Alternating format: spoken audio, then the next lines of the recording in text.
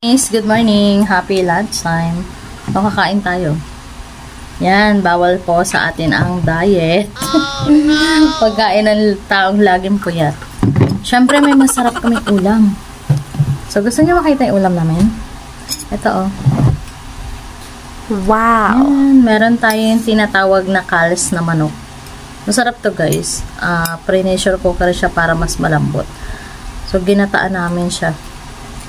Inadobo muna, tapos nakamold siya, lagyan ng gata. So, ibig sabihin nun, adobo sa gata. Diba? Siyempre, hindi mawawala ang ating coke. Oh, no! Sarap, diba? Siyempre, bawal tayong pumayat. Ganon. Kain tayo. Sa mga hindi pa kumakain dyan. Sarap. Amoy pa lang. Amoy pa lang, mukhang ulam na. Busog-lusog naman. Busog-lusog pa more.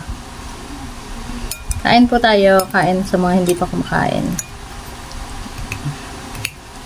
Ito ang aming tanghalian. At syempre, kailangan magkakamay tayo. Diba? Magkakamay tayo, guys. Oh. Tcharan! Kailangan magkamay tayo. Sarap. Yummy.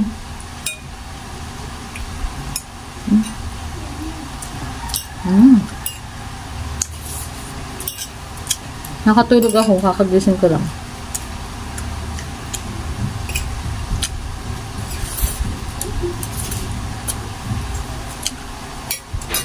Sarap, malambot. Kahit yung ano niya, oh, malambot, oh.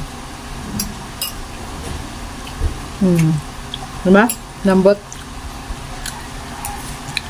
Lambot pa. No.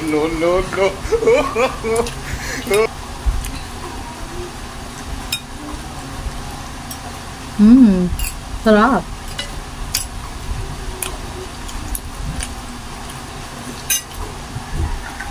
Hindi uso ang diet.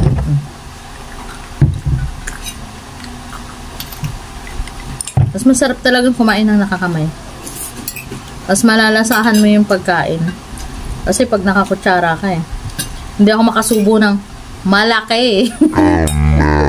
Lakihan mo.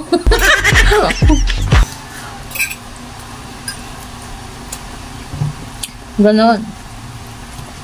Kasi laki ko, dapat yung subo. Bye-bye. Update muna tayo, guys. Thank you for watching. Salamat din sa mga bagong followers natin. Sa mga patuloy na nagtitiwala at nagmamahal. Thank you so much po. Thank you.